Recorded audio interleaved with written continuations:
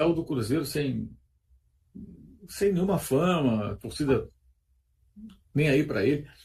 Foi para a Bulgária, para a Bélgica, até chegar à Inglaterra, jogando no Brentford, que é um time organizado, faz ótimas campanhas na Premier League, mas é um time pequeno de Londres, só fez menos gols que o Haaland. Mas aí entra uma questão que, quando você vê jogando na seleção, aí é a comprovação de uma coisa que você poderia até supor antes, mas é a confirmação.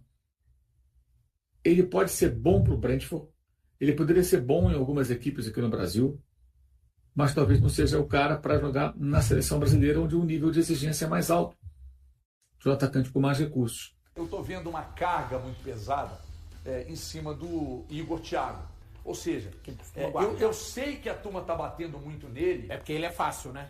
Ele é um alvo fácil. Vamos bater nele justamente pelo que o Paulo falou. É um alvo muito mais fácil. Então, cara, pra mim, eu reitero o que eu falei. O Casimiro, acompanhado do Rafinha, são os dois piores em atuação no jogo contra o Marrocos. Thiago, mostra os números para mim aqui, Andrezão, do Igor Thiago, por favor.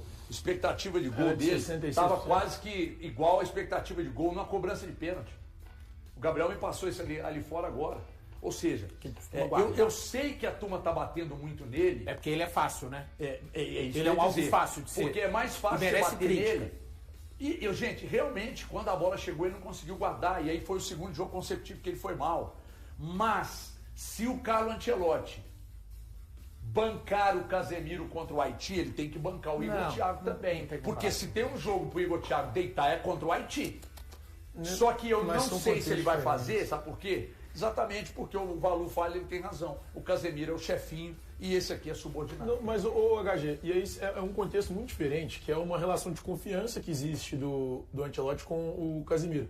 Eu também sou contrário à permanência dele. Nesse caso. Não existe, mas eu sou contrário à permanência dele. Eu tô contigo, cara. Ele tinha que sair do time. Só que eu concordo com o que o Valu disse anteriormente. Eu acho que a gente vai se iludir depois do jogo contra a Haiti, mas a grande realidade é, o Igor Thiago foi mal, eu concordo. Ele tinha que ter sido substituído e para mim ter entrado o Endrick.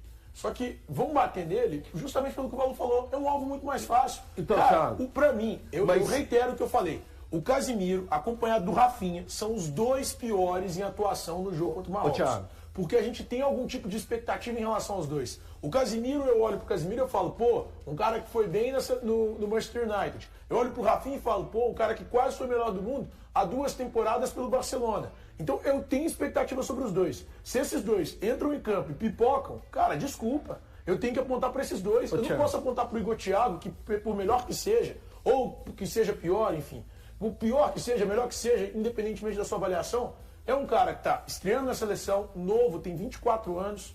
Ele não é um extra classe, ele é um bom atacante e que vai ajudar em momentos de bola aérea, etc. Então, mas foi complicado. Por essa última frase sua aí, que ele vai ajudar nas bolas aéreas, eu coloco a questão do Igor Thiago ter entrado como titular um erro do Ancelotti. Em incoerência do Ancelotti. O Ancelotti foi incoerente na escalação definitiva. Quem atropelou mais na reta final, o Igor Thiago ou o Endrick? O Endrick. E outra, como que foi a observação do Igor Thiago nos amistosos? Como que foi o tempero do jogo para a entrada dele, para a participação dele? Apesar de ter sido titular no jogo contra o Egito. Ele é titular diante do Egito no último amistoso antes da Copa. Mas você vendo toda a construção que foi feita, eu achei incoerente quando eu vi a escalação, estava o Igor Thiago. Fugiu um pouco daquilo... fosse o Matheus Cunha. Isso. Fugiu um pouco daquilo que ele estava colocando. E isso, eu não estou indo contra o Igor Thiago, nem a favor do Igor Thiago. Eu estou só colocando um dado. Porque para mim, foi uma surpresa e foi incoerência. Mais uma quebra dele com o trabalho dele. Com o trabalho dele. E aí, velho, eu não consigo entender o que faz com que o Rafinha tenha tanto tempo em campo. Porque o Rafinha, para mim, ele seria substituído junto com o Ibanez e com o Casimiro. Cara... Ali você podia jogar uma moeda. Se ele quisesse queimar 5 mexidas, inclusive, não eu lamento pelo Ibanez, que nesse aí eu concordo contigo. Sim, foi exposto. Que pra mim ele foi muito exposto, ele não está acostumado a jogar ali. E hoje ele joga numa liga que é muito mais frágil do que ele jogava anteriormente, quando ele jogava na Europa. Então ali não é uma situação que seja tão fácil. O Ancelotti tem que ler isso, cara. O que me incomoda pra caramba é que esses caras não tenham sido utilizados. Endrick, Martinelli e Ryan. Os caras são bons de bola. Podem ser úteis numa Copa do Mundo. E não foram. Mas você sabe que mesmo usando esses caras todos que você disse, O que nós vamos ganhar lá na frente é apenas velocidade. O problema tanto que o Luiz Henrique entrou e não... Dessa vez a entrada do Luiz Henrique não teve fumaça, mas é porque... Gente, o time foi um arremedo. Mas você lembra da entrevista do técnico da Alemanha, ele falando como é que ele descobriu a fragilidade do lado do Brasil e ele forçou o tempo todo, que podia ter os craques todos lá na frente, que não ia ter diferença naquele jogo, porque eles iam marcar um 7, mesmo que o Brasil marcasse 5, eles ganhariam. Ele falou isso. E é sobre isso. Mesmo que coloque todos esses caras lá na frente, o Brasil faça os gols, a equipe adversária também vai fazer, porque o lado direito do Brasil, com Paquetá, Ibanhas e o Casemiro é lento, é frágil, é fronha, não aperta, não marca com firmeza. E aí, o que acontece?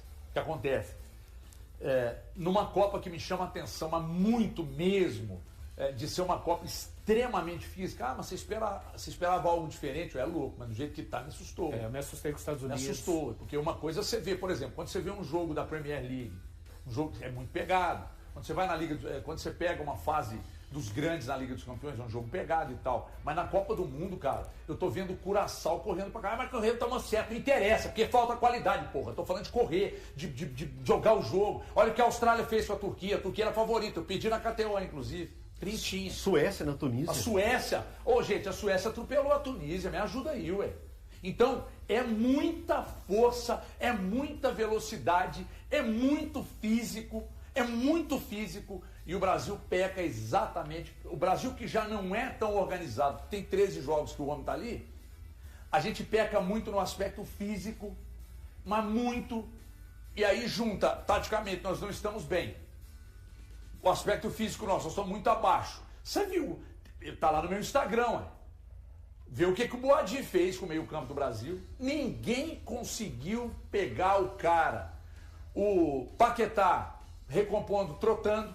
O Casemiro recompondo, trotando. Um panda em campo, aliás, 2 pandas em campo. Então só aqui a gente perde 2 jogadores de meio-campo, gente. Num futebol muito físico, extremamente estratégico. Você perder 2, 3 jogadores num jogo, nós jogamos com meio time muito mal. Por isso eu falei que era para ter tomado uma piaba. E sob o aspecto do resultado, foi bom demais. E por isso eu acho que tem que mudar contra o Haiti. Mas eu estou pensando que talvez ele não mude, que ele nos surpreenda e que coloque um time bem diferente, mais físico. O Valor hoje estava falando, coloca ali Ederson, Danilo e Bruno Guimarães no meio campo. Ou Everson, Bruno Guimarães e Danilo, para o Danilo jogar mais próximo da área, porque ele também sabe fazer muito bem. É o Danilo por dentro, o Rafinha pelos lados, e se o Rafinha não funfar, tira o Rafinha do jogo. Luiz Henrique, Endrick e Vini Júnior. Tem fisicalidade? Endrick, Luiz Henrique e Vini Júnior. É futebol físico no meio campo. E aí você pode jogar com Douglas Santos sem fazer firula do lado esquerdo e pôr o Danilo ali. Mas você tem que ter um meio campo para sustentar essas laterais. Exato. Me ajuda aí, Antelote. Igual você disse. Ostentaria. E se perder pro Haiti, eu vou te demitir. Não tem jeito disso acontecer. E vou chamar o Klopp. Nossa, já pensou tirar o Ancelotti, chamar o Klopp, o treinador vai ficar puto. No meio da Copa, você viu o Vanderlei Luxemburgo falando? Mas vocês estão xingando ele, mas vocês não pediram. O técnico da Tunísia foi demitido. Foi demitido, loucura. Vocês não pediram. Até 2030. O Luxemburgo ironizou. Se fosse um treinador brasileiro, tava tomando porrada. E não tá não, Luxemburgo? Tava tomando porrada. Você não tá vendo a imprensa bater no Ancelotti, se fosse o Emerson Leão, se fosse o Dorival, com o Diniz, sempre tem essa coisa, o técnico estrangeiro é sempre melhor do que o técnico caseiro, tá certo? Eu vou seguir, eu vou complementar, mas depois que você fizer o mexão. Eu sou Cleber. Mas eu tava, depois que acabou o jogo, não sei se vocês têm telefone da Apple aí, mas a Apple lançou o Apple Sports, que é muito bom. Aí eu tava lá vendo os números do jogo do Brasil. Cara, quem não viu o jogo do Brasil contra o Marrocos foi bom pra caramba. E pega as estatísticas, chegou a ver? Trocação, vi. Você vai achar que o jogo foi igual pra caramba. Aliás, os números do Brasil são até superiores. Isso é muito louco, cara. É o chute pro alto que ninguém nem Cara, isso é muito louco. O número de escanteio, o número de chutes a gol. Eu tô aqui com o SofaScore aberto, HG. Total de chutes, 12 do Brasil, 14 do Marrocos. Chutes ao gol, 5 do Brasil, 3 do Marrocos. E por aí vai. O Bono fez alguma grande defesa? Posse de bola, posse de bola. Ele fez 2 defesas que não são grandes. Posse de bola, 51% do Brasil, no Alisson total, fez 49% do Marrocos. Duas grandes defesas. No primeiro tempo, o Brasil teve mais posse de bola, 54 contra 46. E no segundo tempo, o Marrocos teve mais, 51 contra 48. Vendo só? E o engraçado é que no segundo tempo o Brasil foi melhor que no primeiro. Foi mais seguro. Mas é porque quando você dá a bola pro adversário, o adversário vem, você sai em velocidade tocando, você chega com muito perigo ao gol. Aqui, é o que eu mais falo aberto. para um grande amigo meu. A gente deve olhar os números, Não, sim, certo. do futebol, mas a gente também precisa de olhar o que está acontecendo. Esse amigo meu defendia que, pelos números, o Tomás Pérez deveria ser titular no Atlético. Eu falava com ele assim, não é... Pedro, as coisas não são bem assim, como diz o Raul Seixas na sua música. Mas posso te falar uma coisa que eu vou discordar de você? Eu acho que números, quando você fala de lá na frente, do ataque, meio campista, você perde um pouco. Porque o cara que constrói a jogada, ele tira 2 da jogada, dá o passe aqui, o cara que dá o gol, ele não conta muito no jogo. Só que aí eu acho que volante, zagueiro sim. Porque volante e zagueiro é simplesmente corte, ganho de bola aérea, ganho de bola por baixo, aquele negócio que tem... Que não, quando você bloqueia chute... Os números não e são aí constantes. os números, não, eu sei Sim, que não. mas, né? Mas eu tô querendo dizer que nessa análise, os números para zagueiro e volante, Sim. eles têm relevância Número demais. de bolas Ele tem um peso roubadas, sim, número de duelos ganhos. Isso, aí eu acho que tem um peso maior que lá na frente. Mercado de transferências no Cruzeiro tem novidade? A gente não, segue na mesma. Até vi ali, eu tava vendo o TP, mas segue na mesma. A situação do Kaique pode ser que avance durante essa semana. E o Beck? O Gabriel Peck pode ser que o Cruzeiro envie uma proposta formal também durante essa semana. Eu sigo atrás dessas informações, tentando conversar, apurar, descobrir novidades, mas por enquanto segue na mesma o mercado da bola do Cruzeiro. A negociação entre Como e Cruzeiro já dura mais de 10 dias desde a última proposta apresentada.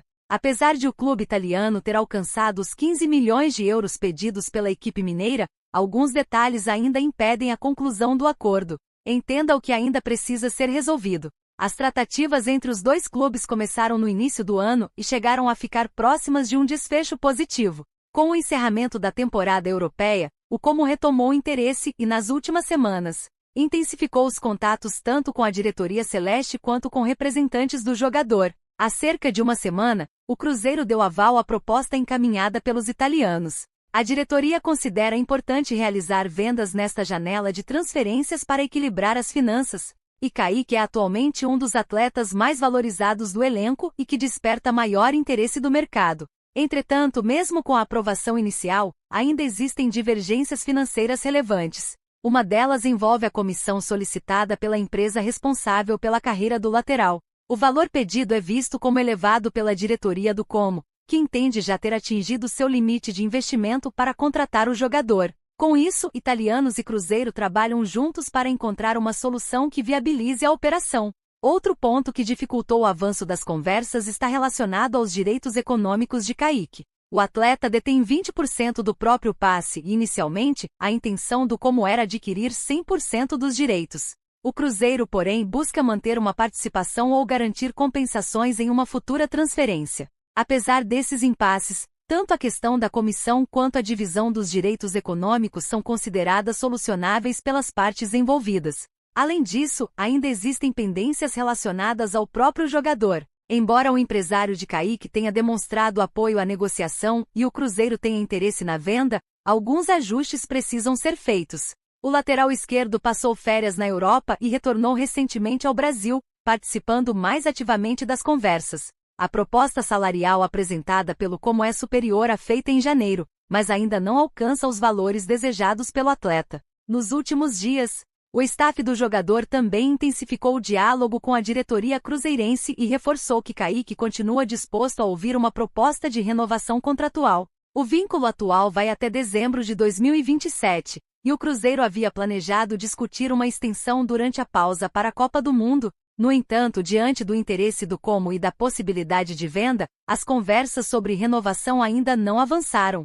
Kaique, por sua vez, não demonstra pressa para definir seu futuro, mesmo após a chegada de Gabriel Rojas para a lateral esquerda. O jogador vê com bons olhos o projeto do Cruzeiro para o segundo semestre e acredita que o time tem condições de disputar títulos. Ao mesmo tempo, há a expectativa de que novas propostas surjam. O Betis, que já realizou uma investida recentemente, segue monitorando a situação e poderá apresentar uma nova oferta caso a negociação com o Como não seja concluída. Embora tenha o sonho de atuar na Europa, Kaique prioriza atuar em uma equipe de alto nível do futebol europeu. E aí, galera, o que acharam? Deixem suas opiniões nos comentários. Não se esqueçam de deixar o like, se inscrever no canal e ativar o sininho para receber as notificações. Até mais, Nação Celeste. Vamos pra frente.